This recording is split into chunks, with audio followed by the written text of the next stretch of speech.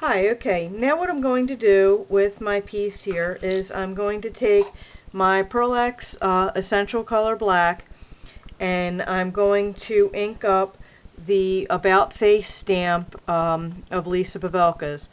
The About Face has 4 different images on it, and today I think I'm going to, because I want it to fit in this bezel, I think I'm going to choose this face right here. So I'm just going to ink that up a little bit. And this is a permanent ink, and it works on most anything here. So I'm just going to line that up with under there, and I'm just going to give it a good press because I do actually want the impression into the clay as well as the ink.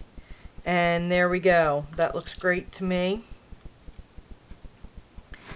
Let me set this aside here. And I like the Pearl X stamp pad because even though it is permanent, it has a very low odor to it as opposed to some of the other permanent ink pads. Okay, I'm going to just give this a couple seconds to dry here. Then I'm going to line up my bezel, and there's a couple different ways you can do this.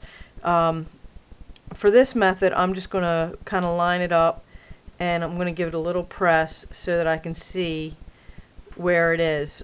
You can also use a punch if you're using paper for this, or you can actually just make a template to put over top of there. Now what I'm going to do is I'm going to actually cut this out. I'm going to cut very carefully here along this line. And I'm going to actually try to go to the inside of my cut line, and what that'll do is make it so that when this comes out of the oven after it's cured, I'll be able to slip it right in. It's okay if it's a little bit big because then you can just take a sanding block and just sand it down a little bit.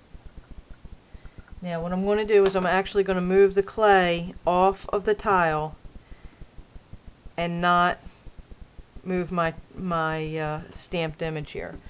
And I just have this little piece right here that I am going to cut off right there, and it looks like I have a little extra up here.